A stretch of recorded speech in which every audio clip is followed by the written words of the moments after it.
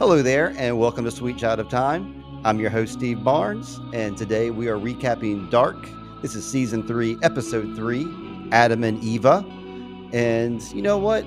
I stole this recap from oneofmystories.com, and I also stole the host of oneofmystories.com, and she's right here.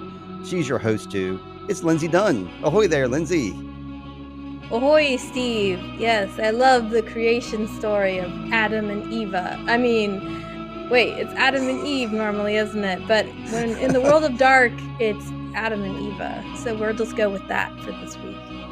Is that like the way that Germans say Eve? Is that like the German version of Eve, straight up? That's what I kind of thought, right? I wonder if it's a Germanic name. I don't know, but yeah, I'm glad you don't mind me stealing you. I think everybody knows that the recaps we use are your written recaps over there in One of My Stories.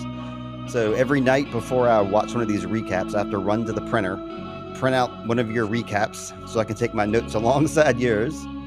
But yeah, this was episode 3, and this was kind of like it almost felt like one of those Game of Thrones like linking episodes where like they were setting the chess pieces for the next episode. I mean, a lot of neat things happened in this episode that I loved, but it felt like we were kind of getting moved along to the next episode. Did you kind of agree with that or no? Yeah, it's a transitional episode, I guess. A little bit of this episode had a few plotting moments, I felt, but we were talking about how they have to choose what they're going to put in World 2, which bits of history or the investigation. But seeing how far we got into the investigation in episode 1 in the first couple seasons, when we go over to World 2 and they're just finding the coin, I'm like, that's a little bit of a yawn. It's like, okay, Charlotte, we're way ahead of you, girl. You got that coin. Good for you. But it's not that exciting to us. I don't know. I kind of almost thought it was, because it's kind of like they're reliving those moments over again. It's like, get the band back together, pull out the old hits, and and let's do them again, but in a different kind of way. That's kind of what it feels like to me. Is like a remix of season 1. Mm-hmm. Just for funsies, when you mentioned running to the printer, I would really like to see a scene where the unknown has to print out some documents and wait for the printer to go, and he's interrupted by the dearly departed Jasmine or something. That would be funny if the unknown was having to try to wait for a printer. He's standing there waiting, and then like the little version of him is like tugging on his sleeve. I got to go to the bathroom. The toner is out, so he has to reload the toner. Dad, get the toner, please. They got to work together as a team. I don't see that a whole lot. He needs to give them more tasks to do. No, they make the middle-aged one do everything. The other two would just be standing there. Yeah, that's right. He's in like one of the first scenes, and I had a point to make about him. So I'm going to go ahead and get into the recap. I mean, I know it's a little early here, but are you ready to go ahead and get into it, Lindsay? Yes, I'm ready to get into it. Hey, Steve from Sweet Child of Time here to tell you about our latest sponsor, which is Zencastr. It's how we do our podcasts now. Zencastr is great for connecting with others because I can connect with other people. I got them all on screen with me. I can record them super easy. And the best thing about Zencastr is to me, the best thing is it records locally. So if I'm recording with someone and their Wi-Fi connection is weak or they're cutting in and out or something, it will still record everything they said perfectly. I might not be able to hear it while we're recording, but in the edit, all of it's there. I love it so much for that reason. I always get a good, strong connection with Zencastr. It makes it really easy to edit the podcasts afterwards.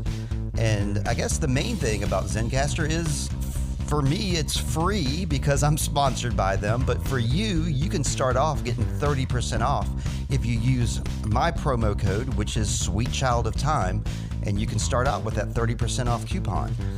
Now, there's some stuff that I have to tell you, and I'm going to tell you right now. Go to zencastr.com/pricing and use my code Sweet Child of Time, and you'll get 30% off your first month of any Zencastr paid plan.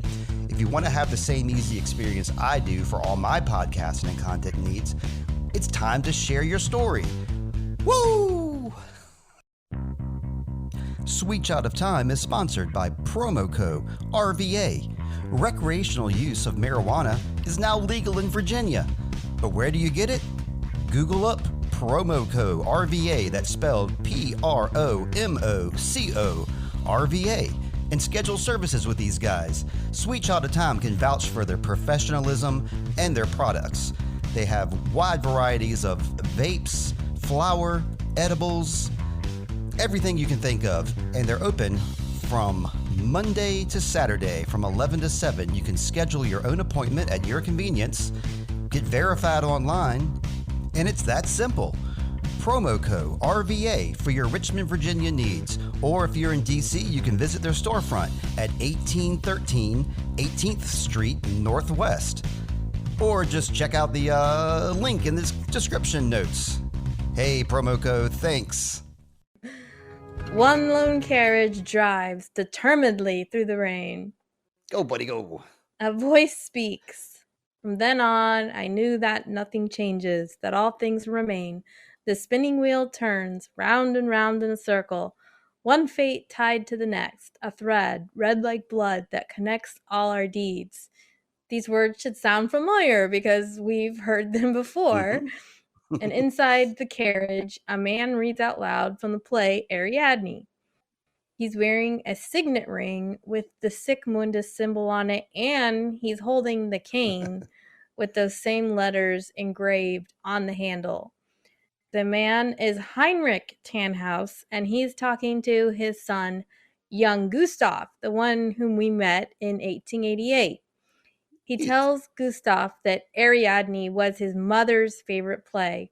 Her name was Charlotte. He holds the pocket watch that reads, "For Charlotte."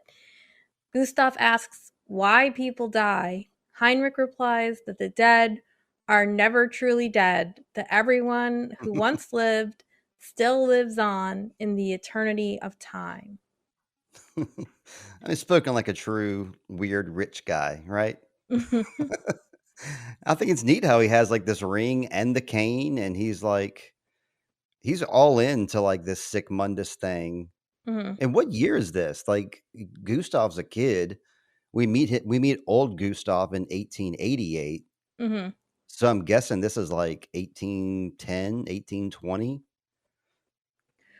Well, it might be 33 years before. Well, he looks too young to be like, yeah, because Gustav is old in That's true. 1888. That's true. Maybe it's he looks about 80. Somebody, one of the other 66. podcasts That sounds mentioned right. it was 66 years ago. So they guessed 18. Oh my gosh, I can't. 1822. 22, yeah. But yeah, it doesn't really say on the screen. It never establishes exactly what year it is. But this is the earliest year we see in the show. Yeah, it doesn't necessarily have to be like an even 33 years before. That's true. This is just showing us like his origin story. And it's kind of neat. Obviously, his origin story is his dad is obsessed with bringing his mom back to life or turning back time, and the Ariadne play. I mean, thank God that I mean that has like stood the test of time. And this guy would be proud. He would be proud to tell his wife Charlotte, like, they're still doing this play in 2020. It's awesome. And the origin of the watch, there it is. It's brand new and shiny. Yeah. Well, I mean, we've been thinking maybe somebody, when they gave this watch to young Charlotte, maybe that's what happened. But obviously, that's not what happened. This watch existed long before baby Charlotte. Yeah, it did its own little weird time loop, and yeah, it got sucked into the portals of time. But yeah, this is cool, and it just is another example of how the show keeps going, because we're also trying to track the origin. Everybody keeps saying this is where it all began. And every time we think we've gotten to the beginning, they show us, well, there's another origin. The you little know. peek ahead, though, episode 4 is called The Origin. So maybe we'll see it then. And then will it be a new origin? Who knows? But all right, so then we now flash forward. Old Gustav rides in the carriage alone. It's September 23rd, 1888. He's holding the watch and the copy of Ariadne. Suddenly, the carriage stops due to somebody standing in the road. The driver is killed, and the murderer boards. It's the unknown. Dun, dun. Gustav does his best not to appear afraid. Mhm. The unknown says, "He who has eyes to see and ears to hear may convince himself that no mortal can keep a secret. Because if his lips are silent, he chatters with his fingertips. Betrayal oozes out of him at every pore." Ooh. The adult unknown quotes the words that would one day be sent in a letter to Inspector Clausen. That's so gross. Clausen's words coming out of the unknown's mouth. It's like it can't get any worse than this. I mean, it's great they brought this quote back because this is an awesome quote, obviously. But Mm-hmm. it's funny to me that it's like Clausen's words and it's the unknown here. Yeah, and once again, he's speaking quotes like we talked about. Yep. Oh, he's And alone. He's alone. He doesn't have his little boy and his dad with him. well, he doesn't really have a little boy. I think Gustav is alone. His only No, I'm company talking is about the unknown. oh, I mean, I think they all couldn't fit in the carriage. The carriage didn't have enough room. I bet Oh, they're they're waiting standing outside. right outside. Yes. Okay, all right, all right. I was happy to see him alone. I was like, well, he's a lone wolf now. This is great. Yeah. Gustav says he doesn't understand, but the unknown predicts that he's going into town to write a telegram telling the world about the travelers. Hmm. Gustav recognizes him as a traveler and rejoices that his father was right.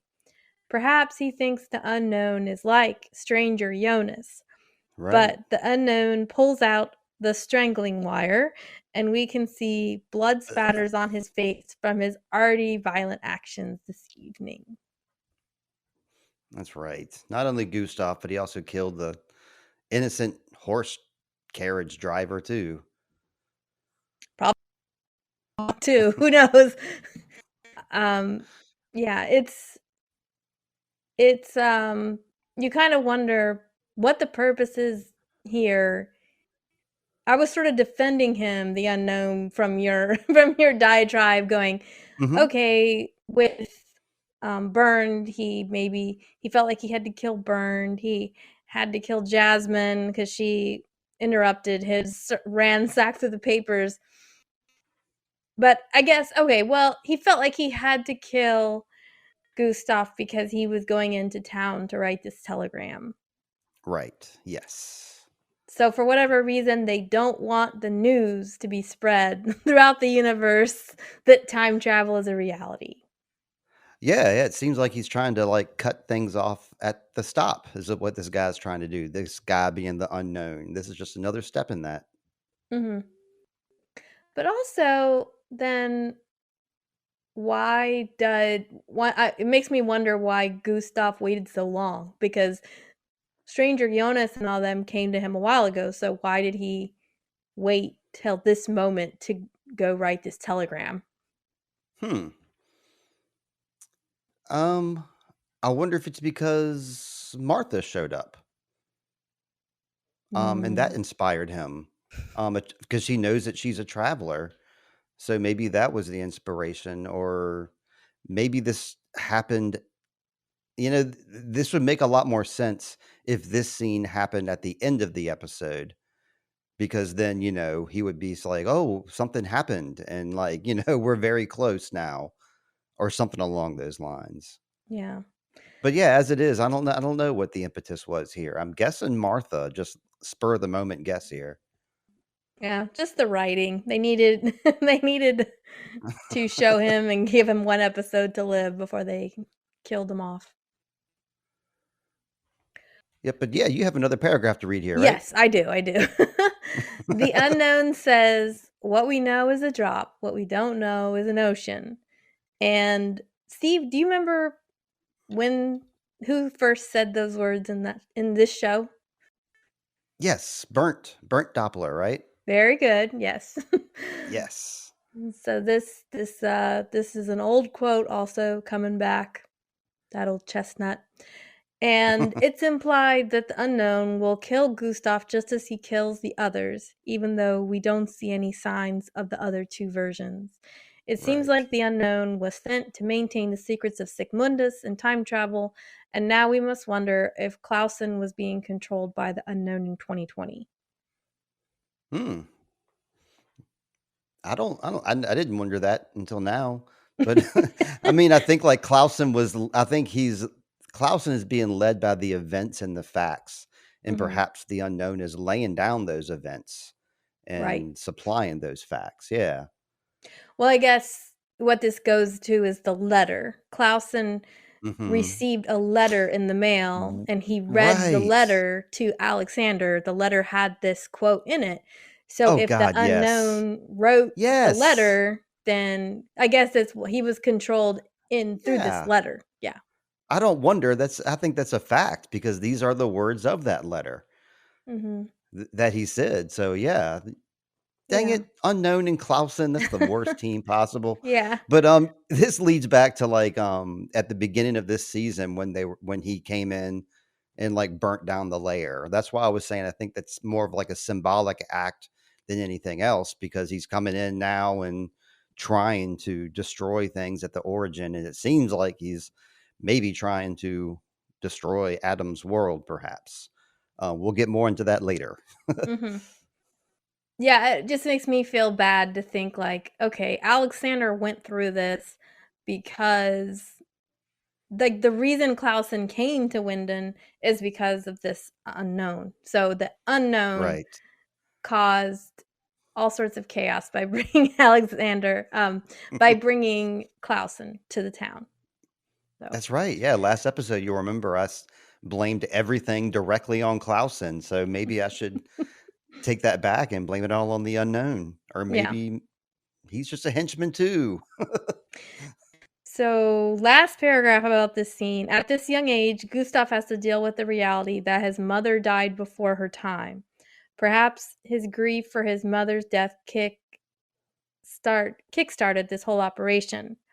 But where was the true origin? Also, the Hmm. lines in Ariadne mirror the story of Jonas and Marta, maintaining a timeline that damns everyone to suffering. The whole bit about the red thread and our Hmm. we're our fates are tied together, all that. So That's right. yeah, it's just a cool opening. That's like the origin of everything. Where's the true origin? Everyone keeps saying this is the real beginning. That's right. Yeah. I love this opening to this episode. It put me in a good mood already. Just seeing, like, yes, going back even further in time, like, already, like, kind of makes you open your eyes up a little bit wider and, like, yeah, neat. We're new times. That's always fun. Mm.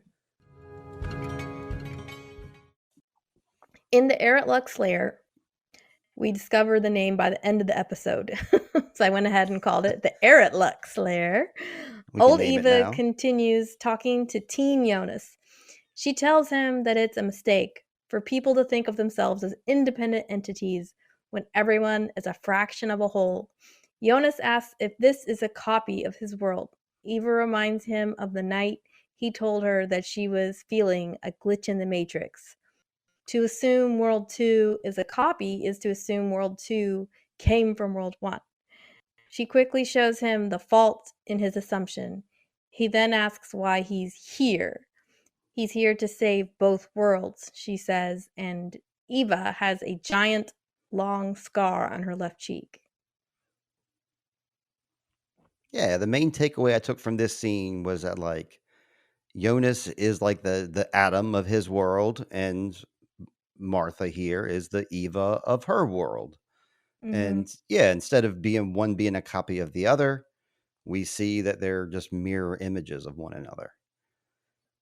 And for me, this is we have had this like interactions of stranger Jonas or Adam with Marta. We see like the show continues to mirror them. So like Adam Mm-hmm. hangs out with Marta, older Eva hangs out with Jonas.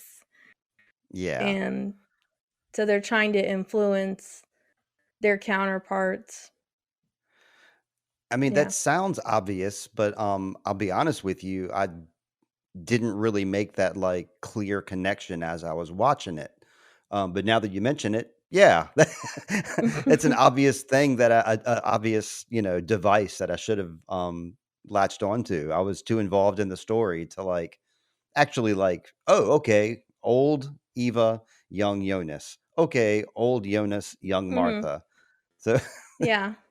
again, just there's too many levels to this. Yeah.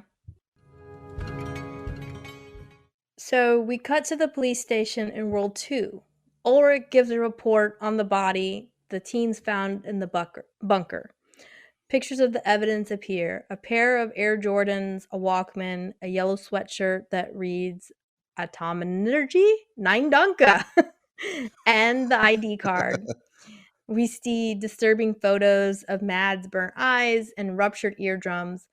Ulrich can barely keep from sobbing as he gives the report.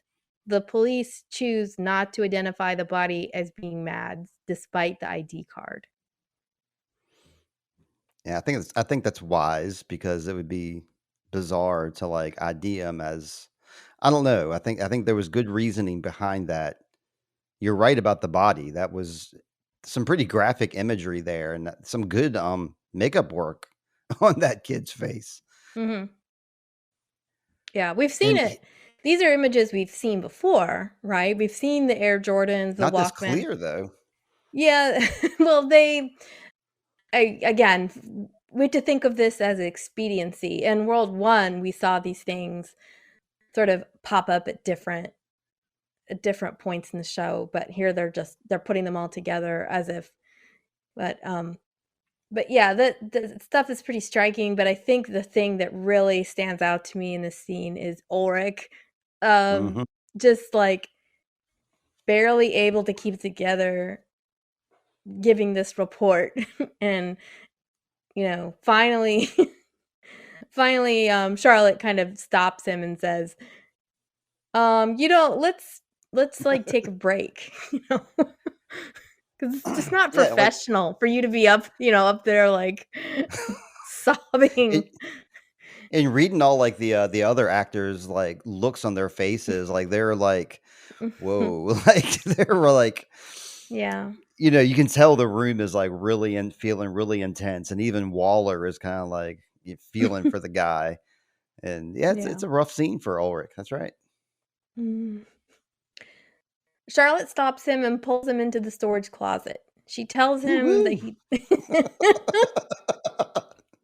closet. She tells him that he doesn't have to lead the case. Ulrich says that someone must have kept Mad's clothes and put it on Hmm. another body as a cruel act of sadism.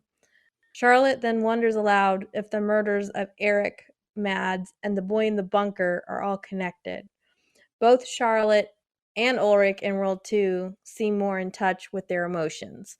Ulrich in World 1 reeked of cynicism and sarcasm, while this Ulrich has never gotten over losing Mads and clearly shows that and knows that about himself. Again, everybody's gone to therapy in World 2, I feel a little more than in World 1. I think that this is Martha's world. So this Mhm. is like a woman's world where it's a little more emotionally intelligent and and people Hmm. talk things out instead Mhm. of like, rushing to fisticuffs like in Adam's world. Yeah. Ulrich too tells Charlotte too that he became a policeman because of how badly the police handled his brother's case. He feels Mhm. ashamed that he has ruined his marriage and is now cheating on Hannah. He tells Charlotte that the affair is over. Unlike Hannah, Charlotte understands.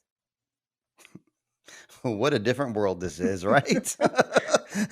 People having reasonable discussions. I mean, come on. Yeah. Okay, we warp into World 1. At the Tannhaus factory, Bartosz and Ah. Alt Marta walk in together. Stranger Jonas gets very suspicious. He wonders what Alt Marta told Bartosz. Bartosz gets equally angry that they have been stuck there for weeks with no progress. Stranger Jonas just repeats that Alt Marta isn't the real Marta, that their Marta is dead. Ugh. Magnus thinks that Alt Marta can help. Mhm. Bartosz goes full out prosecutor and wants Stranger Jonas to admit who killed Marta. Stranger Jonas just walks out and Bartosz follows him. It's hard to fathom Alt Marta's emotions at this point. Is she purposefully trying to stir up trouble? Bartosz loathes that Stranger Jonas keeps getting to control his life. And just like outside the high school, Bartosz begins to fight Jonas in the rain. He demands Stranger Jonas tell the truth. Magnus finally steps in and pulls Bartosz off. Bartosz just screams that the stranger is Adam. Marta doesn't try to stop the fight. She's an agent of chaos. Agent of chaos. Mm-hmm. I like the way you ended that paragraph. I don't agree with that, but I like your angle. I think she's just confused personally. We've all seen the end of this episode, so I think that she kind of has a mission in mind, and she's not really sure like how to go about her mission. She's not really sure why she's even on this mission, why she's there. She just knows that there's a lot of weird vibes going around right now. Mm-hmm. But I do feel like she understands the power she has. And she clearly uses that. She understands that Bartosz and Jonas are enemies. There's something about her facial expression and how she has this defiant facial expression. And when Stranger Jonas looks at her, she just looks at him back like, what? What do you have? What is it that you're trying to prove? And she's constantly trying to get power over Jonas. And we find out later, Adam has told her to do this. He sent her to do this. And so she is in there to cause a stir. She's there to interrupt things.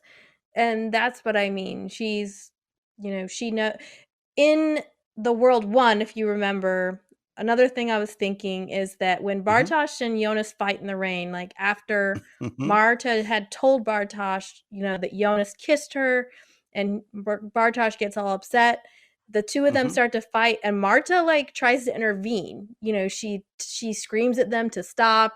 She pulls the person on top off. So here she doesn't do anything. She doesn't try to get, it's Magnus that has to stop the fight. Magnus who's like can be the bully, right? So yeah. I just felt like her body language said everything here.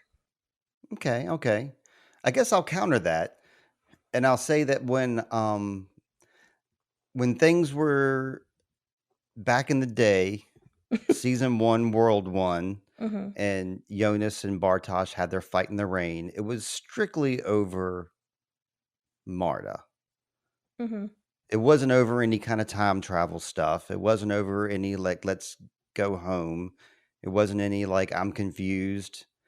I've been time traveling. I don't know what the hell is going on. So I think those were simpler times, and Martha's objective was much clearer. Hey, these two guys are fighting. I need to stop them from fighting.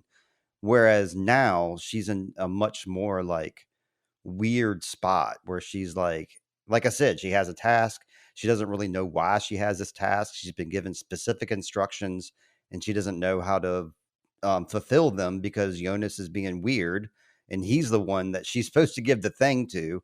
And Bartosz is being like all friendly and showing her stuff, but she's not supposed to give this thing to Bartosz. So it's like she has like some, I don't know, some weird interference that she wasn't expecting. Mhm.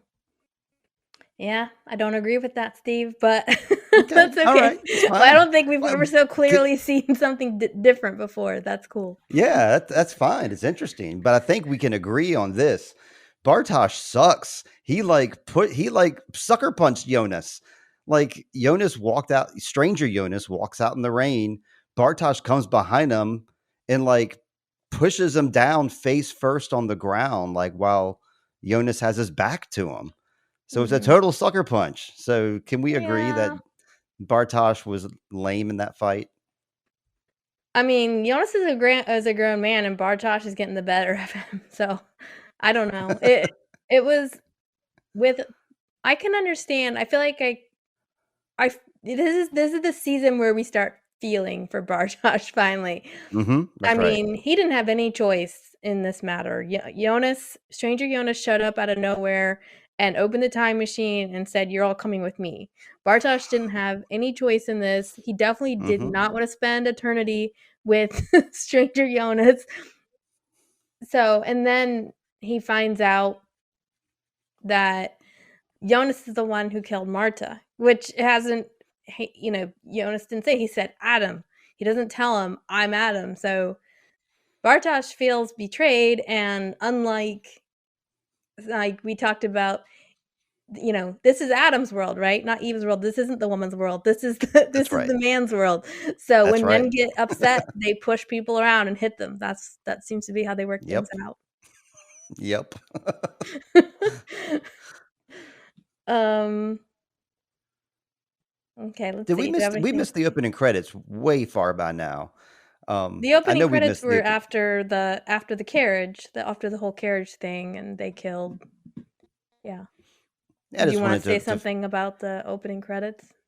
yeah, I did. I know it's too late, but who cares? Go I ahead. just think like some of those things, some of those images, we see a lot of things we're already starting to recognize. We see Jonas and Marta when they're having sex at one point. I think we see some of these images in the rain, and we also see like a cage and like the fingers coming out of the cage. And then we see what's got to be Claudia putting on like some lipstick. I can only imagine that's Claudia putting lipstick on in that one scene. Um, I don't know. I just every time I watch the show, I always watch the credits too. So Mm. I've watched the credits twice and still fascinated by the imagery.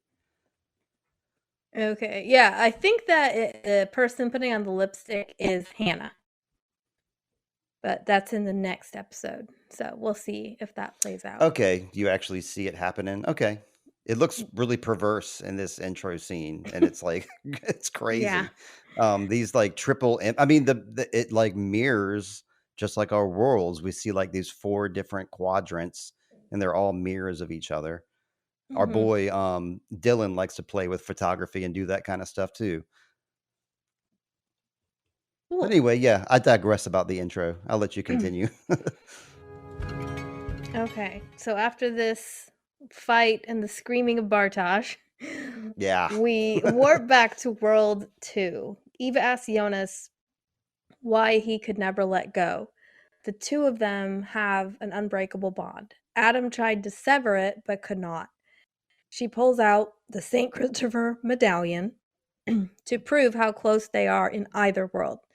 And he has his own St. Christopher medallion in his pocket. hmm She tells him that they are forever bound. Jonas raises his voice again. He wants to know why he's here. She says that if he wants to save Marta, he must choose the side of light and make her into what she is today. Jonas gets mad that he keeps being told what to do. She tells him that no matter what he claims, his desire to save Marta will determine what he does. His desire will lead. Yeah, I don't have much to add to that. Another one of our moving the chessboard and two characters talking to each other in the room. Mhm. Did you have anything you wanted to dive into there? I guess the only thing is that something that struck me about this scene is that Eva has this, and again, it's hard. She's a hard character for me to read this older Mm-hmm. Eva. Yep. With Adam, he comes across as just hard and uncaring. I'm still Yeah. unable to read this Eva, but she does seem to she touches his hand at one point, and so I was like, okay, is she trying to manipulate him, or is she unable to help herself, from wanting Right. to be close to him? Yeah, there was chemistry. Absolutely. I kept wondering, like, because they kept framing them Mhm. like facing each other, very close to each other, Yeah. almost as if they would embrace at any moment. Yeah. And, they had to have been feeling the pull because this is Jonas and Marta, man. They got to be feeling the pull to each other. But, there Yeah. is that separation of worlds, and then they have the separation of age as well. But it's Well, still there. again, yeah, back to the mirroring you can tell that in World 1, in the Stranger Jonas and Marta combination, when they're together, he clearly is in her throes. He's just always like, he can't help himself. He is drawn to her. Whereas Yeah. I don't feel like that Marta is as drawn to Stranger Jonas, but she knows he's drawn to her. And so with Eva and Jonas, I kind of wondered if they're supposed to be the same way, that Eva is Mm. still really attracted to Jonas because he's the person that he's her love. Um, but this Jonas, obviously, his love is for Marta, his Marta, and that's not what she Hmm. looks like. So, I wondered if she's the one that's like with the attraction, but they do like have eye contact and stuff like that. But for Jonas, I feel like he knows this Eva is the one that has the answers, and so he needs Hmm. to try to connect with her. But I Yeah. feel like she still has an attraction to him, like the same way Stranger Jonas has a pull to Marta. Yeah, but it was just a little harder to determine. Maybe it's because women, I don't know. I always feel like my emotions are written all over my face, but I don't know, sometimes people feel like women's emotions are harder to read in some ways when they're smitten. Yeah. I guess it depends, I guess, person to person. Yeah. Some people are more guarded than others, and some Mhm. people don't have control over their emotions as well. Yeah. Okay. So in World 2 at the Conwald house, Marta lies in bed thinking. She has a yellow pillow. The doorbell rings. Marta answers the door to find Ulrich. He demands to know what really happened in the bunker. He scoffs at her story of seeing a light and a body dropping from the sky. To be fair, he doesn't really scoff. He just he thinks she was on drugs, is what he keeps saying. Were you Straight on up, something? yeah. Yeah. But Yeah. Magnus then joins them downstairs. Magnus wears a skeleton shirt, which was Hmm. kind of a cute little Mickle reference. Yeah. Um, Magnus does sneer at his father. Fueled by their father's abandonment of the family, the two of them now realize he doesn't believe them. Ulrich tries to touch his son on the face, but Magnus steps back. Yeah, a lot of tension in this family here with this guy, Ulrich.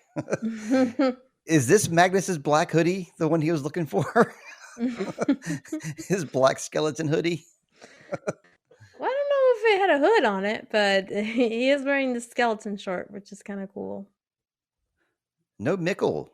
We didn't see Mickle in this scene. I was kind of hoping we would see him. Yeah, maybe he's actually at school. These others are just skipping. I noticed there's like school projects on the table. They have a solar system like diorama, and they Hmm, have a an abacus on the table there too. So I think it's I did pretty not see neat. that. Yeah. But yeah, I don't think I have much else to say. This is a dicky dad who happens to be a cop. working on a case where his two kids were witnesses, Mm-hmm. and he's blaming his kids for being high because what they're telling him he doesn't like. Mm-hmm. So And it's he doesn't yeah, really say, "How are you guys feeling?" yeah. Yeah, you guys okay? Like that was pretty rough, huh? Yeah, Yeah. this is how not to act right Mm-hmm. here. Hannah walks into the police station carrying a container of baked goods. Nice. she she's met by Waller and Charlotte. Hannah asks to see Ulrich, but Charlotte reports that he left work a while ago. Hannah stares at Charlotte with interest. Charlotte looks different. Perhaps she got a haircut. Hannah steps forward to hug her and takes a big whiff. What? Hannah knows what's what. Charlotte looks nervous. In Ulrich's Uh-huh. office, Hannah catches her breath, obviously putting the pieces together. What a weird scene. Hannah's acting so weird in this scene. It's like she's grabbing Charlotte like she's getting ready to like make out with her or something. Like that was a strange like way she grabbed her to hug her just out of nowhere. Mm-hmm. Like And in Wheel of Time, like we would talk about James would talk about the silly consultant, like because every like 10 minutes in Wheel of Time, admittedly, like something kind of silly would happen. And James's point was like there should be a silly consultant on set who's like, don't do that because that's like entirely too silly. Now, Dark is not silly. There's no silly moments in Dark. But there are moments that I would say that they would need like a Spanish soap opera consultant who would say, like, this scene is like too much like a Spanish soap opera. So I think we need to like be a little more realistic here because I think especially Hannah's scenes, she really overacts the drama and is really laid on thick. And I just couldn't help but notice it this scene. yeah. I mean, the counterpart to this is when Katerina Hmm. sniffs Hannah at their That house when scene didn't she go as brings. weird though.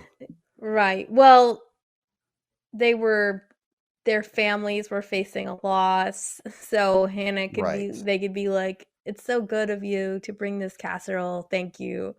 So Hannah could have at Right. least said, "It's great to see you, Charlotte."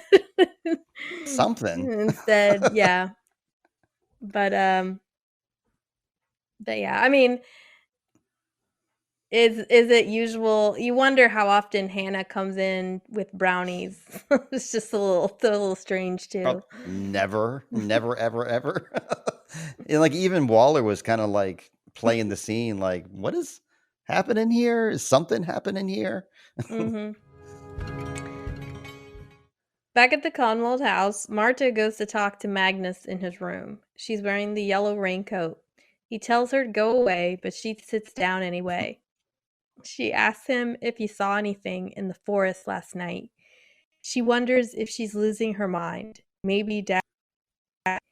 She then leaves the house outside Magnus's window. This is the window where everybody sneaks out. Every house has one of these windows, right? Did your house have one of these windows when you were a No, kid? sir. No, sir. No trellises outside of our out of our house. I think we watched what was that movie? We watched Pollyanna a few too many times. Remember Yeah. Pollyanna, had the tree and then broke her Hmm. legs. So we watched that movie a few too many times to ever think about doing anything like that. That's like a scene that always plays in my head. Is that one scene where that one boy comes to her house and he's yelling up at the window, like, Pollyanna, can you come out and play?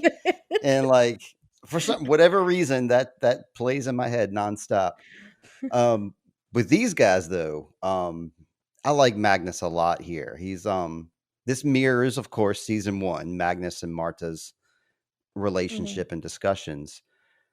But yeah, she's all like, "Oh, maybe Dad's right." Yeah. Magnus like looks her right in the eye and he's like, "No, I know exactly what I saw." So I really like Magnus's decisiveness there and him trying to like push Martha in that direction too. Like, don't Mhm. let dads, get in your head. Like, we were there, we all saw it. Yeah, he's just but he's not very supportive. I kind of wish, when she said, "I wonder if I'm losing my mind," he would say, "No, you're not." He doesn't say anything to comfort her. And then plus, it's so brotherly of him to say, "Go away," Mm-hmm. That's and his she style. ignores him anyway. Yeah.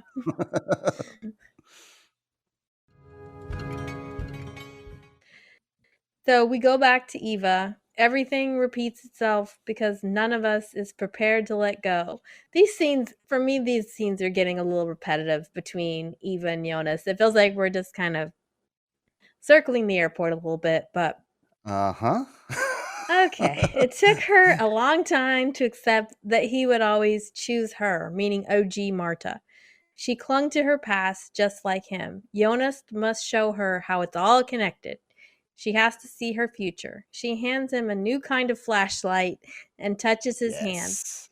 He walks out of the room holding the flashlight. Despite all his words, he can't resist the sway of Marta in any world. Always another cool flashlight. Always another cool jacket. Like these guys never in dark ways never disappoint. But you are right. I wrote that down somewhere as well. That these are my least favorite scenes. The scenes with Adam and the scenes with Eva, and Mm-hmm. even some of the scenes with Tannhaus, where people are just standing there talking. Um, I've come to realize that these are my least favorite scenes. I used to like those Tannhaus scenes, but now when I think back, I really like I like Jonas and Bartosz fighting in the rain better. I like them, messing around with the steampunky old time machine, like standing in the room in the darkness talking. Yeah, this episode it was getting to me as well. Mm-hmm. So we warp to World 1. Alt Marta, with a small cut on the left cheek, sits in her room in 1888. She examines a St. Christopher medallion. Stranger Jonas enters after knocking on the door, and Alt Marta stands, very deferential like, and hides the coin. He asks why he can't remember coming to her world, and she Hmm. tells him she doesn't know. She also Good answer. shares that she didn't write the letter he asked about, and she asks about Sic Mundus. He tells her that old Tannhaus's father tried to raise someone from the dead, and he thought that time travel could save the world and erase every bad thing that ever happened. But so far, Jonas hasn't seen any salvation, only damnation. Does that continue into your next paragraph? Does Yes. this scene continue? Okay, I'll let you Marta continue then. tears up as he talks. She tells him adamantly that she wants to save the people in her world if she can. Jonas remains passive. Alt Marta grabs his arm and tells him that he can trust her. She wants to prove it and chooses to show him the device she travels with, the Golden Globe.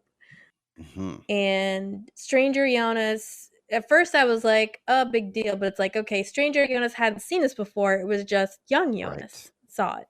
Right.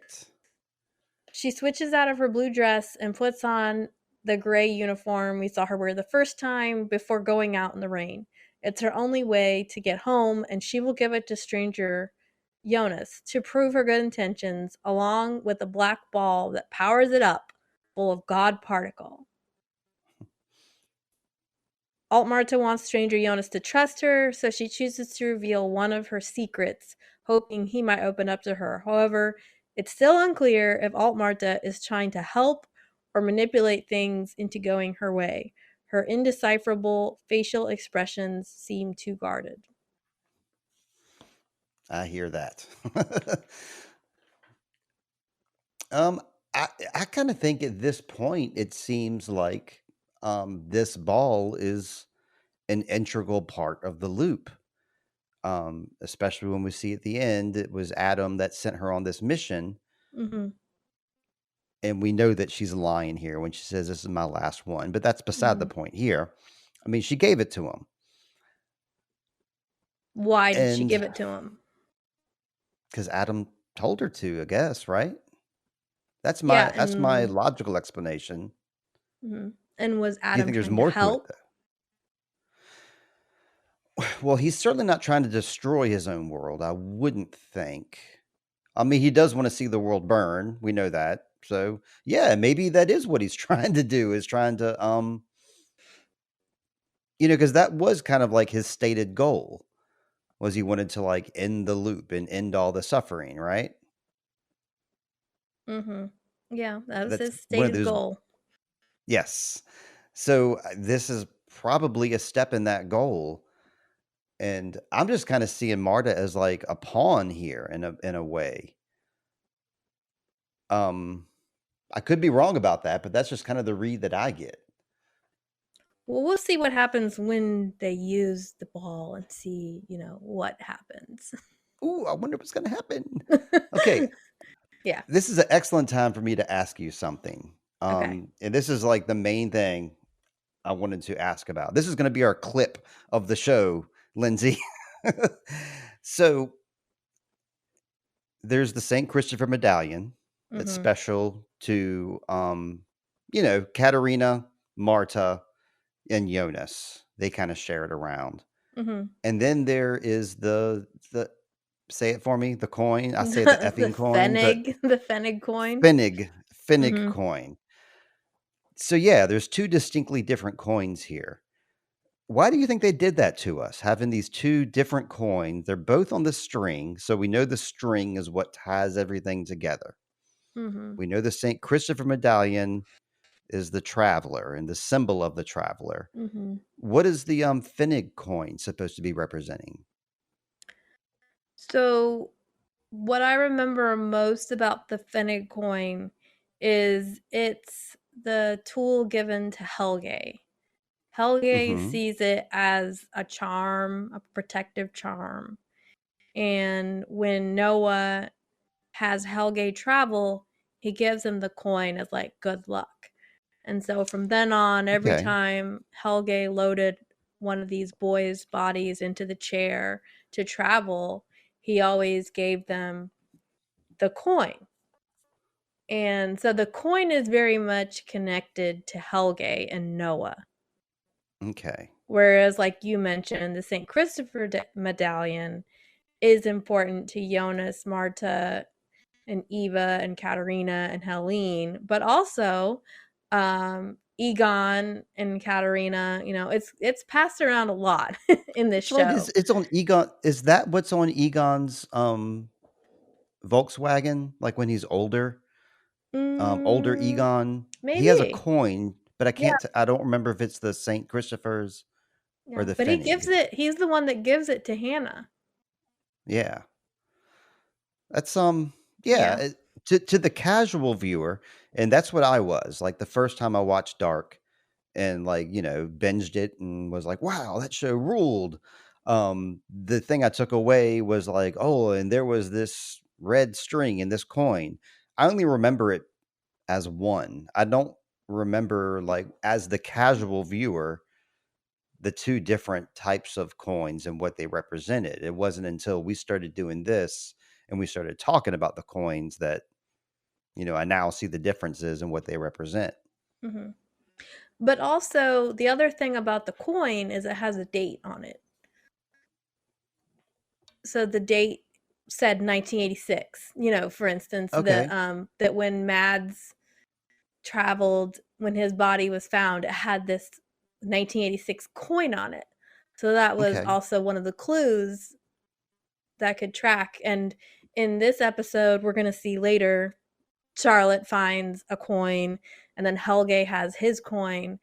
Right, And right. when she looks at it, it says 1986. Like one Okay. side says one Pfennig coin, the other side says Republic of Germany 1986. Mhm. So it kind of proves time travel exists, but Right. nobody wants to accept it. But yeah. Yeah, just the fact that there's 2 coins there in the police station at that moment. Hmm. But yeah, I didn't realize that that's what the year that was stamped on that coin, and that's the year that is always on that coin. Is that right? Oh no, I mean it's like probably like pennies, right? Um, But it's the you know, same necklace though that gets passed around from Ulrich to Helge to, and then it makes the loop. uh, Yeah, probably. But I mean, it sounded like you were saying every Pfennig coin says 1986. But in this show, yes. No. Yeah, this Finnick point attached to this string. They only made Finnick coins one But there year. must be more than one because, like, Yassine and Eric, were sent through the machine at the same time. So I don't think there's just one coin the whole show. Multiple Hmm. kids wear coins and their bodies are found with these coins on them. But the Oh, I particular did, one that held is the 1986 coin. I'm of the opinion that they're all the same coin, though, like just bootstrapped. Like we see multiple time machines, but we know there was only one time machine, but that Mm. it got time traveled around so that it appeared to be duplicated. I think it might be the same thing with this coin and the But string. they're okay. So when the two boys are found in the 1920s, they somehow both have the same coin on them. Oh. Oh, very tricky. But your theory falls apart here, Steve. Oh, there's always next episode to do a lot of heavy research. All right, should we continue? Please, yeah. Oh, wait. I had one thing to say about the scene before that I Oh, sorry I sure. forgot about. When Marta, Alt Marta, and Stranger Jonas go out in the rain, and she plucks out the goo the goo balls and Okay. shows them to him. A music thing I noticed is Oh, there was the really cool, like, one of the theme songs they play a lot, and they did the and music. Clint Eastwood. No, not it wasn't that. It's like okay, so in 1899 when we had Lucien and Clements Okay. sleeping together, they were having sex in the room when they first showed them. They had that wobbly music. Right. Yes. So I was like, It happened here. "Oh, they're doing the wobbly music here." So I thought that that type of sound that the Ben Frost, that's the guy's name that does the Hmm. music. I hadn't heard him do that until 1899, but I was like, "Oh, he did it. He put it in here," which is great because Oh, this yeah. is the moment where Marta is messing with Stranger Jonas, and the music is very much like, "We're messing with you." Where is reality? And also, it's not just two time periods, but two worlds aligning. So I thought that was a cool musical thing they did. Yeah, you're right. And we're looking at, Ike. We're looking at Captain Ike here, Ike Larson. So of course Yeah. that ties into, I think there's a lot of parallels to 1899, especially in this last season, because I Mhm. really strongly believe that they were crafting 1899 as they were winding down dark here. Mhm. Um, just Yeah, and I there's don't this know whole that. thing that old Tenhouse's father tried to raise someone from the dead, and we Hmm, know that's that right. that was part of that show as well. Yeah. Oh yeah, and the Eret Lutz symbol is like that medical symbol, and you went into a deep dive on that medical symbol because it The appeared in caduceus. 1899. Yeah. Yeah, that was on that wacky post you shared today on Instagram too. That symbol, the Oh, caduceus symbol with the yeah, yeah, the wings. That was that's right. wild. Okay. Everybody, when you if you get a chance, go to Steve's Instagram. It's sweet. No, is that on Introvoid or Child of Time That's Pod? that's Sweet Child of Time because it's Okay, podcast related. Yeah. Sweet Child of Time Instagram, and he shared a really interesting set of images from a user on Reddit that are just above my pay grade trying to put it together. Lots of stuff with chakras. I really think the guy was just messing with us. I really do. I Yeah, but he honestly said believe thank you that. for everybody that's helped me research this. Well, he's a troll on Reddit. He went into the dark subreddit, and first he started just making these absurd comments to anybody else's comments, and like he was just getting like kicked out of like the conversation by moderators just because of what he was saying, and then he puts together this crazy like post. I mean, I think it's very, and he's a new user too. He's like a brand new Redditor, and he already has like negative karma, and he made this wild post, and it got deleted like within like a couple of hours because the moderators were like, "This guy's trolling us." But Oh, I thought it was pretty. yeah. I mean, Well, there I was was some semi substance in into there. it. Yeah, it was like he had Bible verses, he had Hmm. the stuff about the pine cone and the grenade. I thought that was a cool. I was like, "Oh, okay, I can follow this guy." And then I was like, "Wait a second. He's going a little off the rails." But I if found the most interesting thing was that he talked about the Conwald house and how it resembled a face. And he was like, you got these two eyes, and then you have this third eye, like that's mhm. like a third chakra. And that's where Michael committed suicide up in that room. And I was like, wow, I never thought of that before. Yeah. Well, But, he also mentioned the hangman. These are like things mm-hmm, from tarot cards. So, if you're into that kind of stuff, either like Eastern mythology or stuff like numerology. spirituality, numerology, stuff like that, you might find this post interesting. It's not something I'm personally into very much, so that's why I was like, I can't even follow this. I'm not even going to try. But okay. So, we're in World 2. Eva's in her impressive desk chair. The unknown enters the room, bringing the power plant plans, the Charlotte pocket watch, and the script of Ariadne. And the Mm-hmm. way he kind of laid it out, he had them all together, and then he puts the watch on one side, the script on the other, the plans in the middle. It's all beautifully laid out and aesthetic. It's kind of Like a cool. magician's flourish is how I wrote Yes. it.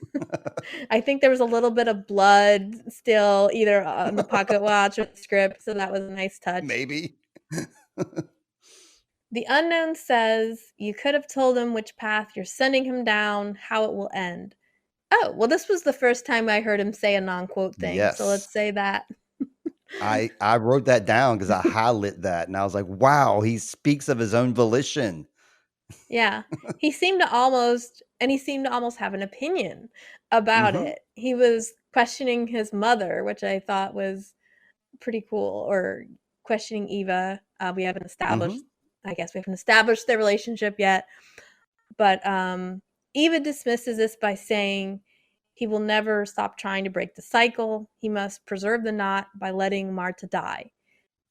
The unknown seems to disapprove of Eva's actions. That was my reading on it. You may disagree. She opens mhm, the plans to the power plant. Inside are the keys they stole from Bernd Doppler after killing him. The plans read Kernkraftwerk Winden Volumen Control System, which means mhm. the Winden Power Plan Volume Control System. This document gives special instructions on how to keep the levels steady at the power plant, a system that will need to be disrupted to cause the apocalypse.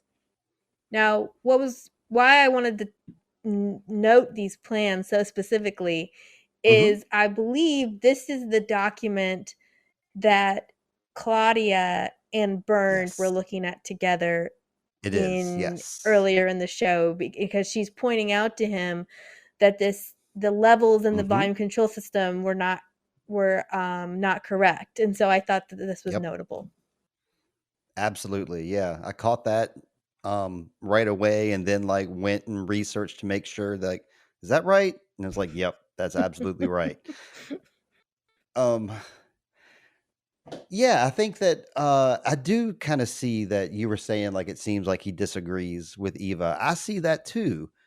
And I'm seeing him more of a henchman now than an actual, like, just out there murdering people or whatever. It seems like Eva's the one getting him to do all this.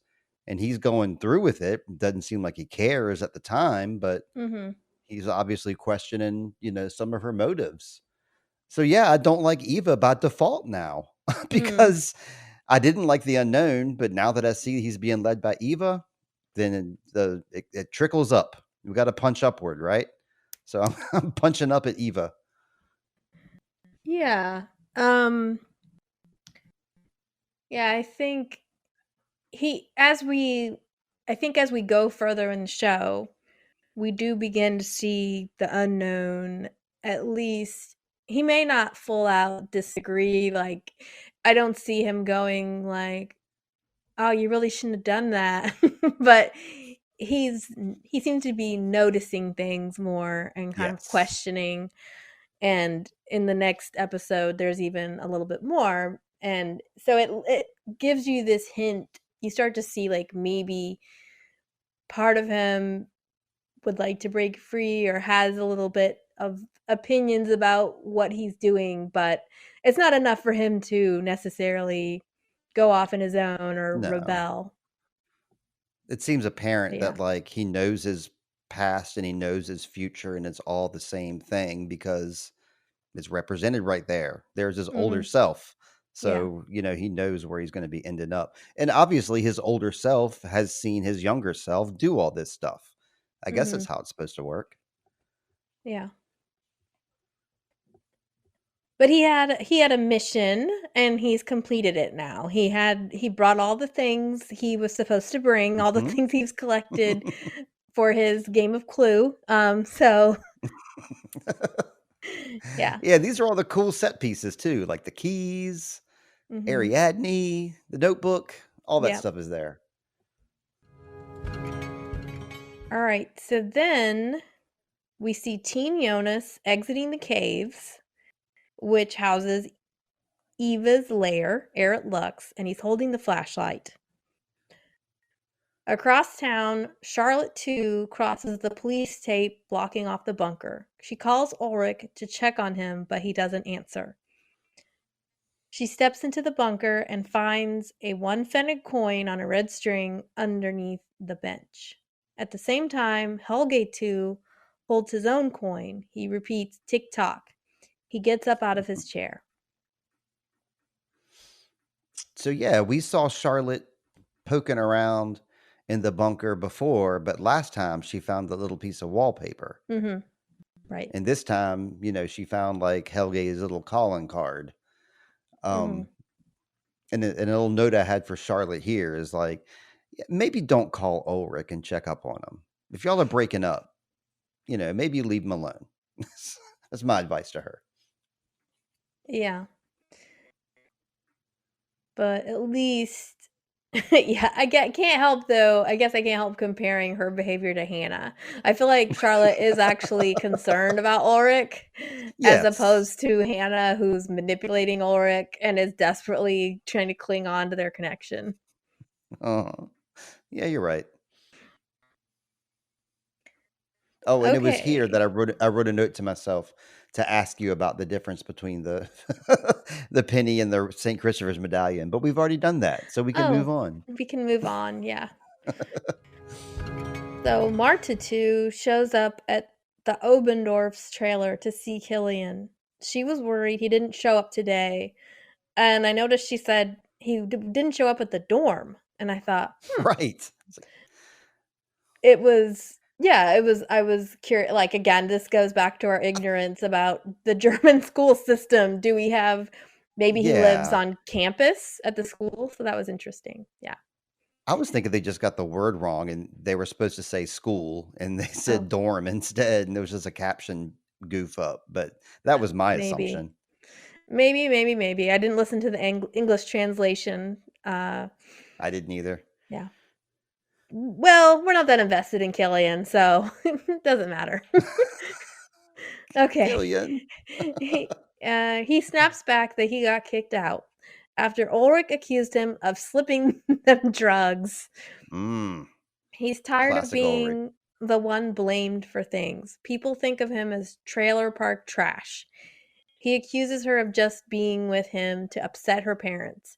She doesn't deny what he says. The breakup Mhm. is official, and Jonas watches their conversations from a distance. Was he wearing a black hoodie? Perhaps he was. Now, I don't want to disregard Killian. I have an opinion about this now. Okay. Back in World One, it was clearly Jonas and Marta, and then like when Jonas went away, she was, she started hooking up with Bartosz. But she was also doing this play, Mm, and she had the lead role. Killian also had the lead role. So they had this relationship during that time. Um, you might have heard the phrase like work husband or work wife. Have you? Or you know what that is? Yes. Yes. Yeah, it's like a member of the opposite sex who you like hang out with a lot. You don't really have anything more than a platonic relationship, but you definitely have like your own sort of chemistry. Mhm. So Killian and Marta obviously have that, and their drama director saw that and put them in the leads together. And you know that like when people, actors especially, will work together, they'll inadvertently fall in love with one another because they have this chemistry on screen and it drips off screen. So, maybe Killian's more than we realize. He's spending more time with Martha than we know. They're rehearsing.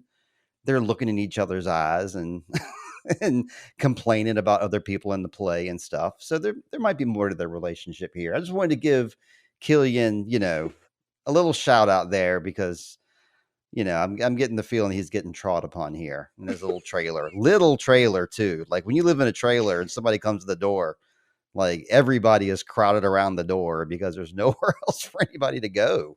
Mhm. Yeah, there isn't a lot of time spent in the show on issues of class, but in it was the main difference in like World 1 was with Jurgen Obendorf and Alexander. Obviously, Yes. Alexander can boss him around because Jurgen needs the money. He was going to Hmm. help his son save up for that scooter. So that's why they were selling drugs together at school. Yeah. So in this world, it is a little sad, he says everybody just assumes he's the one that's giving people drugs Yeah. and he There's gets no drugs blamed for involved in this stuff. world. That's right. There's no Yeah. drugs in this world. That was only in World One. And even Martha, she's like, "Did you drug me, Killian?" that Well, you was can't say that was there's wild. no you can't say there's no drugs in this world. I don't know what you mean by that exactly, Oh, but I mean, like, there's like in World One, there was a stash of drugs that the Obendorfs had, and like the drugs were stashed in the cave. That was the reason they were going to the cave. There was drug dealing. yeah. There's none Well, of that now in this Killian world. has all the drugs, so they're not in the cave. I don't know. Maybe. There I don't might know. be he's trying, but you get the feeling maybe he's trying to come clean, maybe he's trying to like go straight now. Who knows? But people just think of him as trailer park trash. So he left the I don't dorm. care. If he lived in the dorm, he's come back to live in the trailer with his dad. So, Oh, that yeah. actually does make sense. Yeah, maybe he did live in a dorm at school. Like maybe the poor kids do that or something. Mhm. And then he was like, "Oh, the cops are harassing me. I'm just gonna go back home with dad and forget school." That kind of makes sense. Yeah. Okay, so at the wind and power plant, Hannah meets with Alexander. She tells him how sorry she is about Regina. Hmm. She asks after his health and family, but Yes. she proposes a deal. She wants to return his items to him. She pulls out the plastic bag without its contents, which would be a gun and a passport. He Probably. assumes she wants money. Hannah just wants Charlotte destroyed. In this world, she's after Charlotte, not Ulrich. Lame. I like Charlotte in this world, so leave her alone, Hannah. And look, the way she like presents the bag, it's just like the unknown. She does the same thing where she unfolds it, pushes the things in the table aside, and like presents it in the table. It's like Yeah. she and the unknown are hanging out. Mhm. Yeah, I mean, the unveiling of the bag in World 1 is a little more cool, putting it underneath the Yes. massage table, but Yes. this is I still pretty like that cool. too. Yeah. I mean, we got Alexander's beard in this scene, so that's fine. Well, But no, plus she Regina. says yeah, plus she says, "I want to return your items to you," and then she doesn't give him his items. She just gives him the bag without the items. Well, she said she wants to, not that she's going to. Oh my gosh. Yeah, but lame. Like, you're going to go after Charlotte here. I mean, Katerina might want you destroyed. Mm-hmm. But that woman's had therapy, and you could too, Hannah. You could. That's right. Now's a good time for it. I think now's a perfect time before the child's born. Hmm. So, Charlotte enters St. Christopher's Church. She sees her husband talking to a man we recognize as being Benny from World One. Do we? Wait a second. Do we? I didn't. I I didn't know that, did. and I did not know that until you pointed it out. So that was a mind blower for me. I'll let you continue. Mind blown, everybody. That was Bernadette. Okay. Yeah, I mean, I don't think it's noticeable really It's at not all, but at all. when you think But once about you it, know it, it's so cool. yeah, it makes a lot of sense, and then you can Mm-hmm. see the physical similarity. You see it across the different worlds. But Peter quickly stands when he notices Charlotte. Benny leaves, thanking Peter for his help. As he exits, Benny keeps looking back at Peter, smiling happily. It's very cute. It is. Charlotte grumbles to Peter that he didn't answer the phone when she called and that he isn't at home with Francisca. She then asks about Helge's whereabouts last night. It's a soft sell interrogation. She Her specialty. continues she continues he lived in the cabin in 1987. What about 1986? Peter demands to know what Charlotte wants. She pulls out the coin she found in the bunker. She Mm-hmm. recognizes it as Helge's. Peter knows Helge was with him last night. Peter then receives a call from the police station about Helge. He has confessed. Yes. That's okay. My two biggest notes from this scene are first off, just crazy that it's Bernadette. And then I wrote down like Benny has a cute smile, but then you said that too. So Mhm. I can't say that. But I can say this. So he was sitting there in the pew, talking to Benny. He's Benny here. He's not Bernadette. So we're safe to call him Benjamin, Benny, I believe. probably. Benjamin. Benjamin, yeah. So they're sitting there talking, and Charlotte comes in and she's like, "Yeah, I've been trying to call you. You ain't answering your phone." Then while they're talking, his phone rings. Peter is like, "Excuse me, I got to take this call." Right in front of Charlotte. That was a pretty lame duck move right there. Oh, true, man. True. But yeah, it's funny because Charlotte goes, why didn't you answer the phone? And he doesn't say anything. He just kind of looks at the pew where Benny was sitting. Like a little too obvious. Uh-huh.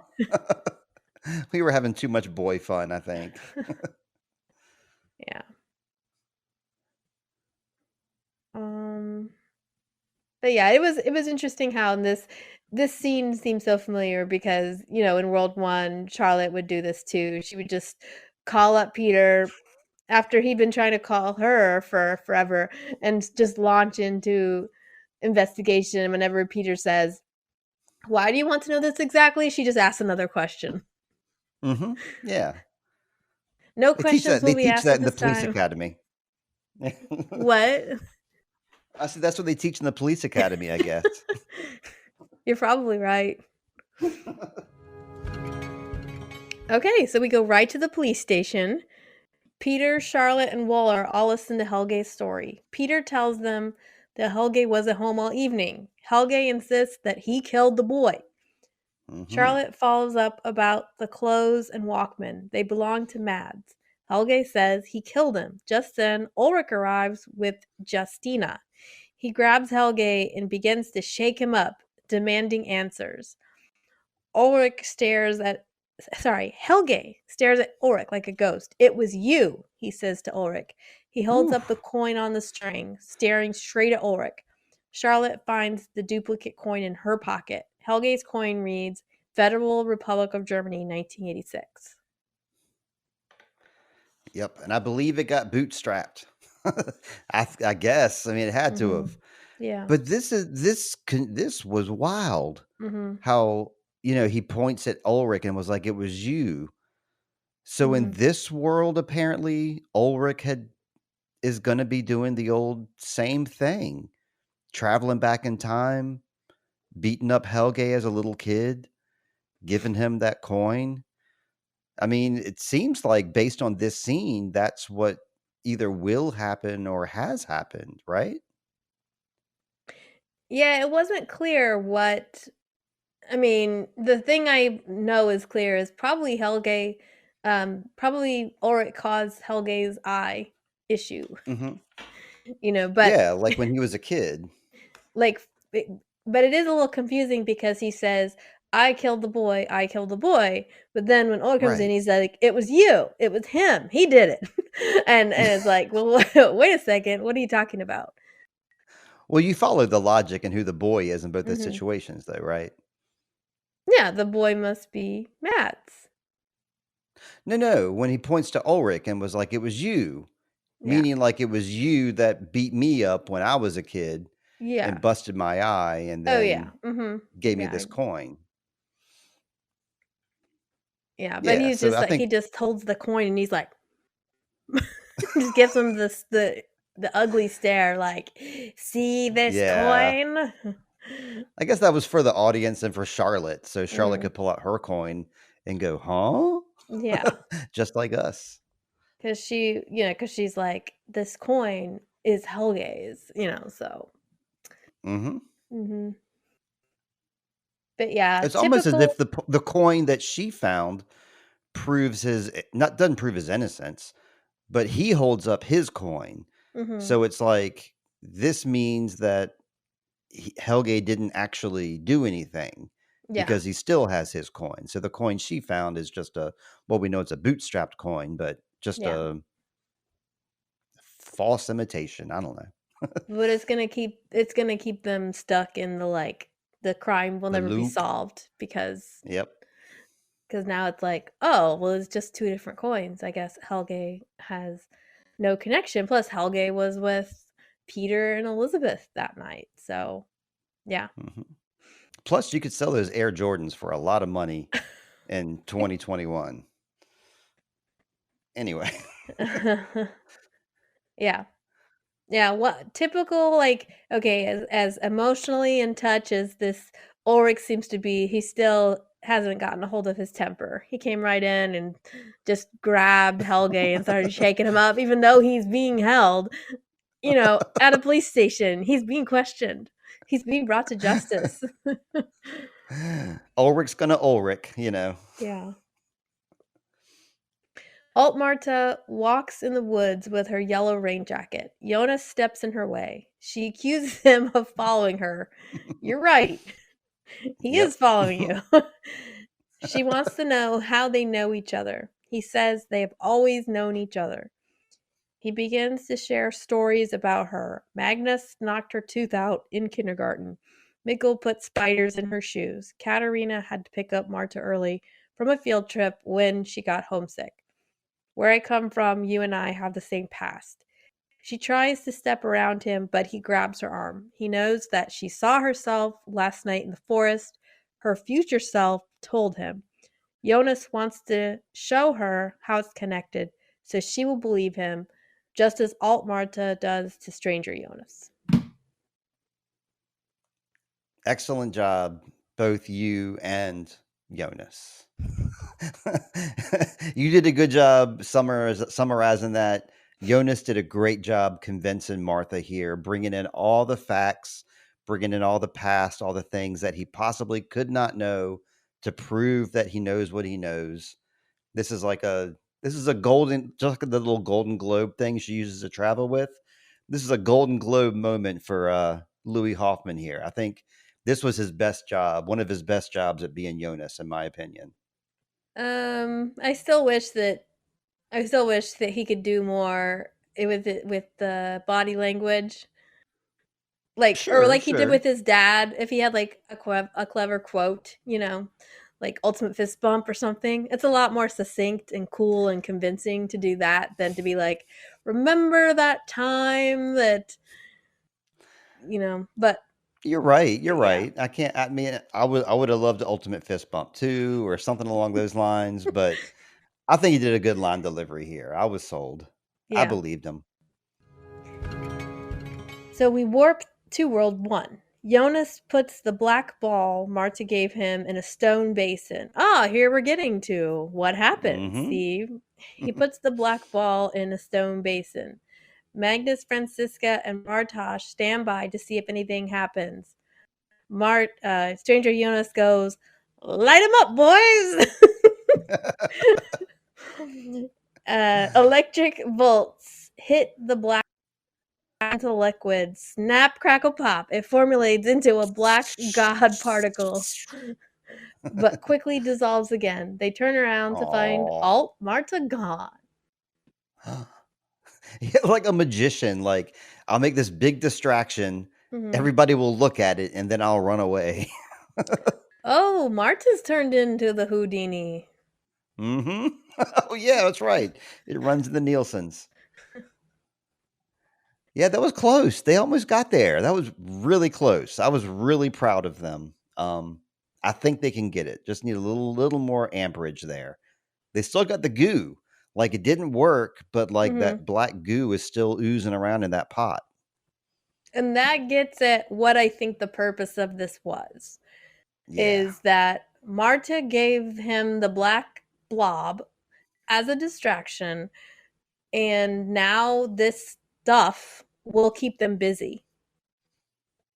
So instead of Hmm. asking the real questions or getting any closer to the actual truth, they're going to spend time trying to study this black goo, which keeps them from actually getting closer to the truth. So it's just another Hmm.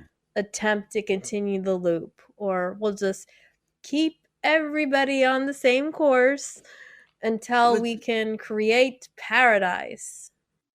but this had to happen though in order to make everything happen. Like, in order for them to time travel, they have to start from square one and go through all the little, Noah explained that to us back in season 1. So I kind of believe this is not helping them just like spin their wheels and waste their time. This is helping them get to their objective. So it's, Mm, dual purposeful, because like without that ball, because we see Adam about, I guess, 33 years after this, he's got this same setup, this same snappy, crackly thingies, and he's mhm. making the same black ball. So it seems like it's just taken him a long time to, like, get to that point. But he had to get to that point for us to get to this point where we are. We'll see. We'll Okay. see. We'll see in the next few episodes, um, if what happens with the stuff, if it actually gets them any closer to their goal. Okay. Um, so Alt Marta arrives in her room breathlessly. She holds the golden ball and a lamp. Mm. From inside her apron, she pulls out a triggering capsule. So she lied about that being the only one. She loads Mm-hmm. it into the sphere and disappears from the room. Stranger Jonas walks in just after she's disappeared and all of the pixie dust disappears. Stranger Jonas looks at Franziska, Magnus, and Bartosz, most pointedly at Bartosz. So, what was it all about? I put it all here. What did Okay. Altmarta accomplish by giving Jonas that capsule? I can only assume that using the triggering capsule somehow sets them back. At any rate, they know she lied to Stranger Jonas and could have helped them escape. Instead, she Mm-hmm. left them stranded. The evolution of Stranger Jonas to Adam creeps ever closer, and it's written all over his face. Yeah, he just looked so pissed off after this moment. That's a solid point that she could have time traveled them out of there. But then that would have like messed up the loop somehow. It would have messed up that loop. Yeah, it would. I mean, why wouldn't they want to mess up the loop though? Isn't that their whole goal? I mean, Mhm. it's yeah, there's all kinds of different options that she could have done here, Marta. But yeah, she chose the one option to do what Adam said, give him the ball and then get out of there. Yeah. And then what were the consequences of that? Well, Stranger Jonas and Stranger Jonas and Marta start this escalating thing where they are just messing with each other's worlds over and over again. Um, so we then warp to World 2. Jonas and Alt Marta walk toward the caves. She looks nervous to be there. He powers up the flashlight and she follows him. We get our montage song, which is called Inside, featuring Red Rosamund by Chris Avantgarde. The lyrics act as a warning to someone. If I was you, I'd run. If I was you, I'd hide. Both Good Marta and advice. Jonas choose to follow their counterpart into the darkness, hoping for someone they can believe in. During the montage, we see Helge looking at his shaking hands. Jonas leads Alt Marta through the caves. Charlotte and Peter walk past Ulrich sitting in his office chair. Peter's like, Hannah comes home to an empty bed. Jonas and Marta come to the door in the cave. This time it reads Erit Lux. Let there be light. We cut to old Eva in the Erit Lux lair. She looks at a St. Christopher medallion. Erit Lux has the symbol of the caduceus. Oh, I put it in here. The staff of Hermes. It's a symbol of health, resurrection, and bringing the dead to life. That's how I knew about your 1899 tie-in right there. Because you wrote it. Yeah, I think this montage and you are leading us right along. I don't have anything really to delve into here until you get to the next scene. Mm-hmm. Do you? I don't have anything else. Nope, I do not. Okay. We cut to September 23rd, 2053. It's snowing ashes over the destroyed power plant. Alt Marta walks through the ruins. She comes to the door of the old reactor pool. We can see those old yellow hazmat suits. She walks into a room with switches and beeping noises. Adam speaks to her, asking if she gave it to him. He calls his younger self gullible. Okay, Adam did send her. Adam tells her she did the right thing. The two of them watch as the pulsing God particle pulses. I don't know what I was trying to say there. Anyway, that God particle is pulsing away. It is. And this must be world 1, even though we didn't warp. This is Adam's world.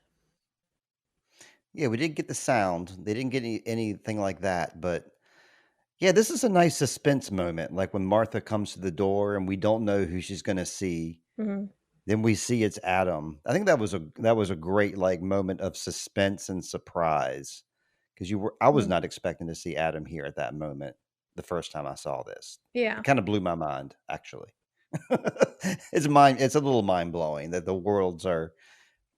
Okay, so yeah, you said we had the stranger Jonas, young Martha.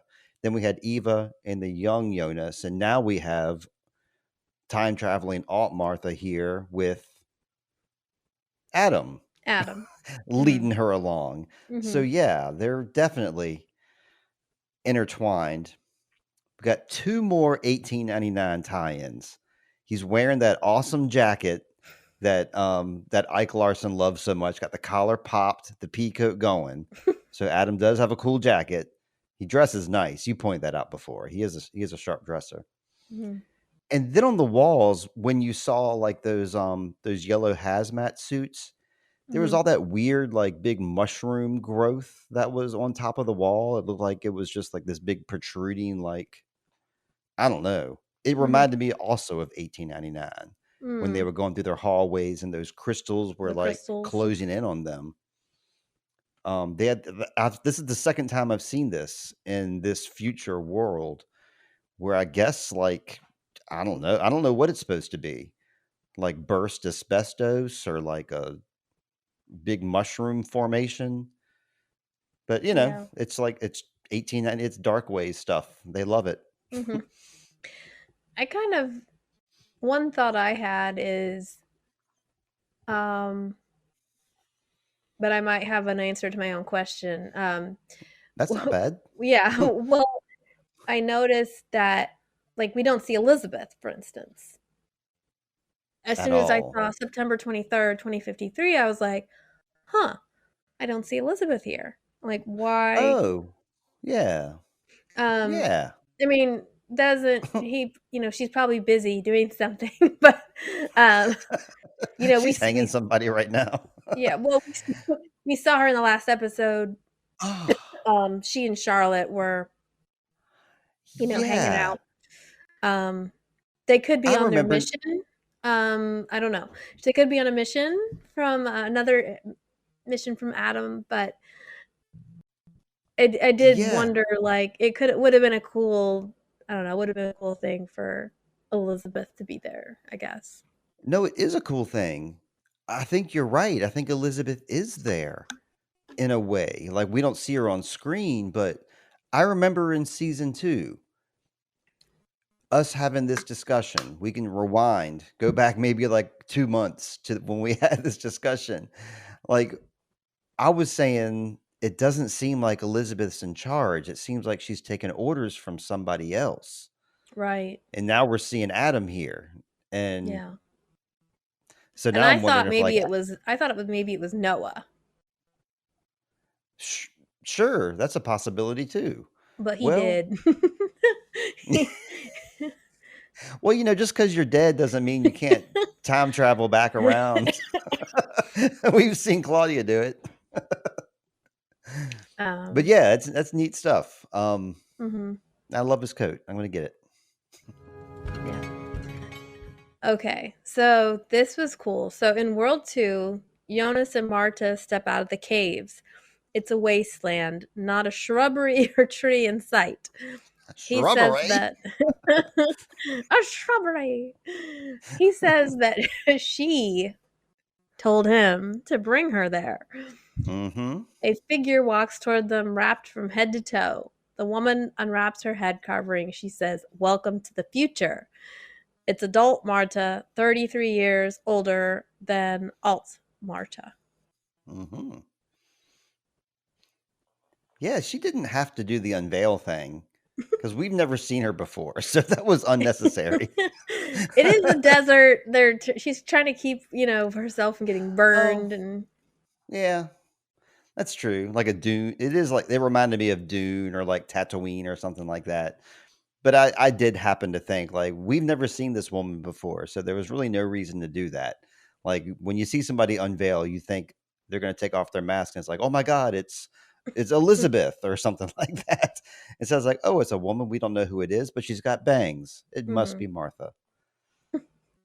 Yeah, when I first saw this, now it did say he did say she told him to bring her Yes. there, so you knew it was going to be a female.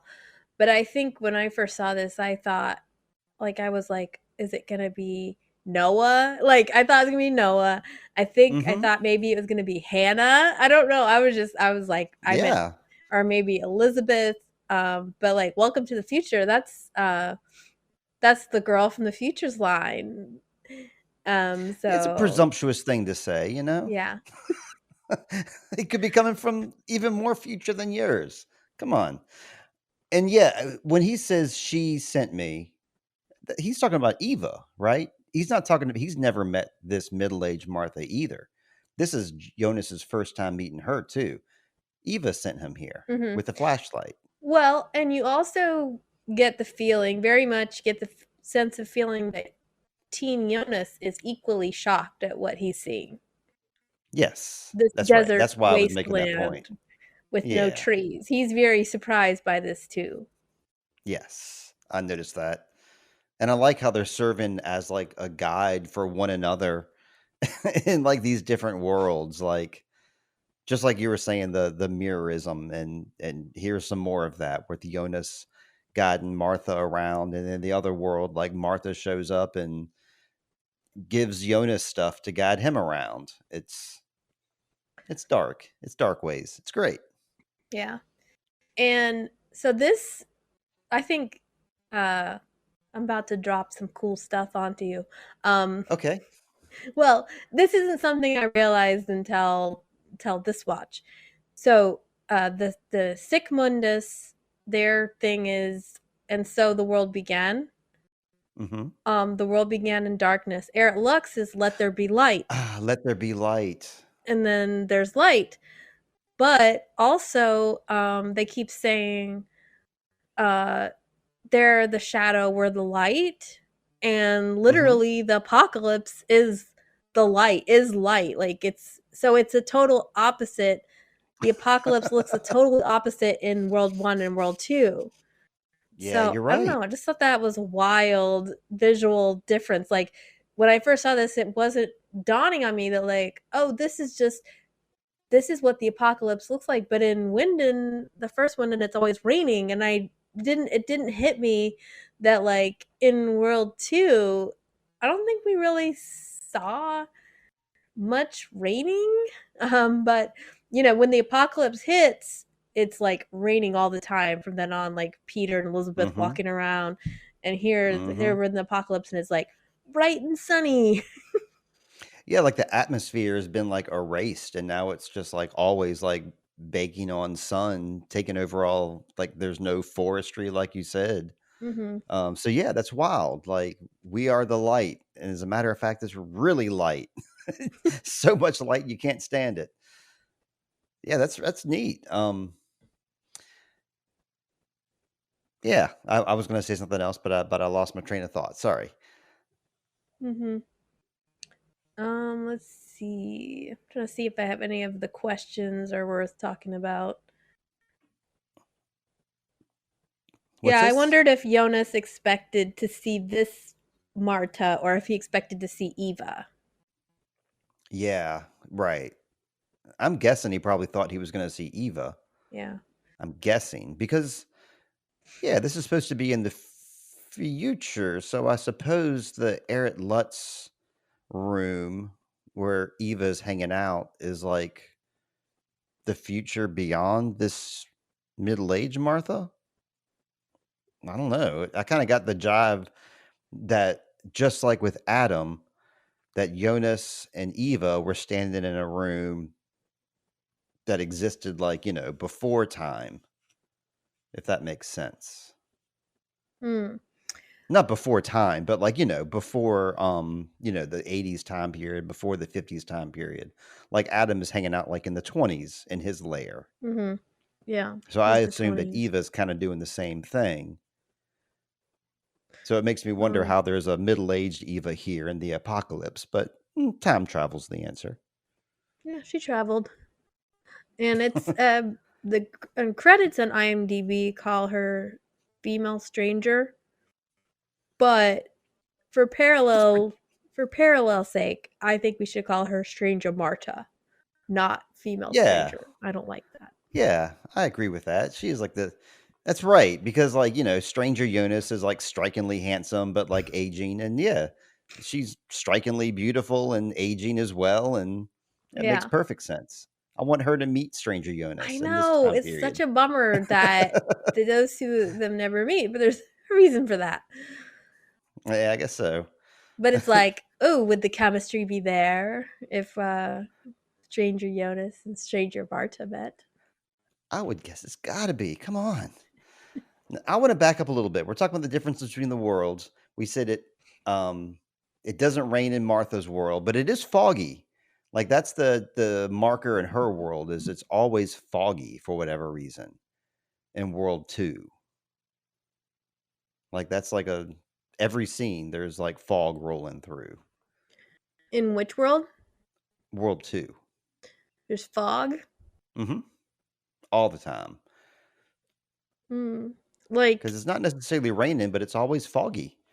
Like you see like the Conwald house enveloped in fog. hmm, Nielsen House the same. Anytime they're outside, it's foggy. hmm. And that's just not my observation. That's like it's a it's a pretty like well traveled observation from many people, not just myself. You pointed out the yellow pillow though in World 2 when Martha was laying down and dad comes by to ask if she's on drugs. Mm-hmm. And you said she's got a yellow pillow. To my eye, it looked orange. Um, but I defer. I don't know. It looked orange to me. Maybe a listener, maybe one of our listeners can write in and see what color they thought it was. Because what I was thinking in my mind was, Jonas's world is like the yellow world, and then they're Mhm. wearing that yellow raincoat, and then like there's the striking red colors, and then like orange is like a mixture between red and yellow. Hmm. Um, but I could just be wrong straight up. I don't know. Yeah, let's arm wrestle over it. Okay, gotcha. I'm turning my hat backwards like Sylvester Stallone now. Well, yeah, Lindsay, I'm going to ask you now who struck your fancy this episode, who you liked the most, and who didn't strike your fancy this episode. I like struck my folly first. Okay. I'm still my wheels are still spinning about favorite character, but for least favorite character, I am going to give that award this week to Eva. Okay, fair. She just annoyed me with all of her speeches, Mm-hmm. and then when the even her murderous son comes in, the unknown comes in and even says, "So why didn't you could have at least told him this?" And she's like, "Eh, if your murderer assistant even like questions you, you're a pretty terrible person." Yep. I picked her too. Because I've always thought the unknown was the worst, but then I find out she's controlling the unknown. So, yeah, Eva's my least favorite character too, for that same reason. You Okay. did make a slip up when you were talking just now that I'm going to edit out for the sake of no spoilers for next week. But Yeah, okay. Sorry about that. I caught It's you. so hard to remember like I everything. know. Well, It's true. honorable mention for most horrible to Hannah for her lame Yeah. brownies and sniffing. Since And we her both Spanish soap opera acting. since we both mentioned Eva, let's give an honorable mention to Hannah. Okay, that's fair. All right. Because yeah, I've already thought about it and already decided Eva over Hannah, but Hannah was like my clear next choice. Okay, so for my favorite character for this one, I think I'm actually going to. This one's a little tough, but I'm gonna give it to Stranger Jonas for this episode Hmm. because Interesting choice. yeah, I really felt for, I really felt for the bastard. I mean, he's just, He's not a bastard. I mean, he's kind of he's getting to the point where he's a little bit of a creep at this point. He's not being a very nice person. He is concealing information from his friends about the identity of Adam, and so it's no wonder that they don't trust him. And yeah, this goes back to like, why did it makes me wonder again why Magnus and Franziska stuck with him this time. Obviously Bartosz grows to hate him even worse, but I felt for Stranger Jonas, Okay. and I didn't like. I guess I could have almost given a second honorable mention to Alt Marta. Like, I know you stuck up for her, so I hear you, Hmm. but I think she acted pretty terrible. So I just feel bad for Stranger Jonas, and maybe I'm giving him pity points, but I don't know if You there are. wasn't really anybody that honestly stuck out a lot in this episode for me. So, who's your favorite, Okay. Steve? Okay. Well, first off, I totally disagree that there is somebody that has really stuck through with every scene that they were in.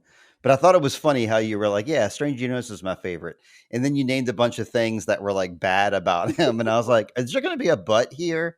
I don't.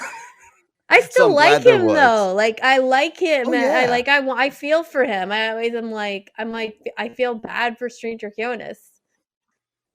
Yeah. I mean, like I've told you before, when I think of the show Dark, the first person that comes to my mind is Stranger Jonas. So he's like the star of the show in my mind.